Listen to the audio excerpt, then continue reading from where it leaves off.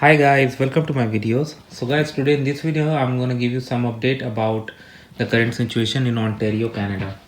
Before I proceed further, if you have not already subscribed to my channel, please go and subscribe right now. So guys, we are far away from peak and cases are consistently below 400 per day, but still the cases are coming in. So still more efforts need to be carried out. When it comes to the percentage, more than 88% of eligible population have got at least one dose, and more than 85 two. But the daily number of dosages is decreasing, and we all know why, because now it is reaching towards the capacity. Like other those 12% and all, they are not ready due to various reasons, and it could include, and it does include medical exceptions as well.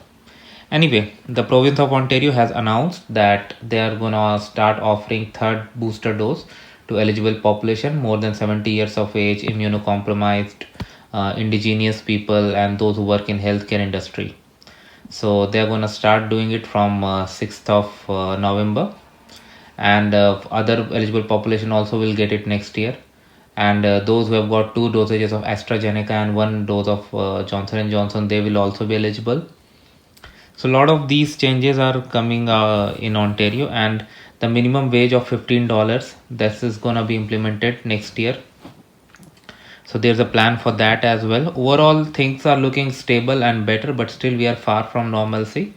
Now the good thing here is like FDA has approved Pfizer for administration in USA for children between 5 to 11. So if Health Canada authorizes, that means more people in this province also will get their dosages into their arms. And because schools are running and all other businesses are running at this moment, every business is running, no doubt.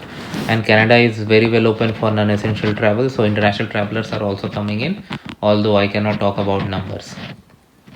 So overall the situation is looking much better, but this is the point here.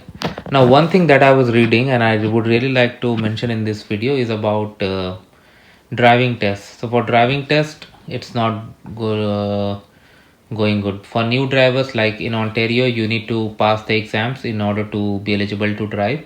So a lot of people, because of the COVID related closures, are not able to find a slot, because I was reading somewhere they are booked for so many months in advance, and many people are worrying that their license and other things would be lapsed before they can finalize it. So that's another concern. The government is investing in this field and trying to accommodate the backlog, but I don't know how much they will be able to. Hopefully uh, they I mean hopefully they manage it in a much better way. But anyway, we'll see this down the line how the things go, but as of now this is the situation.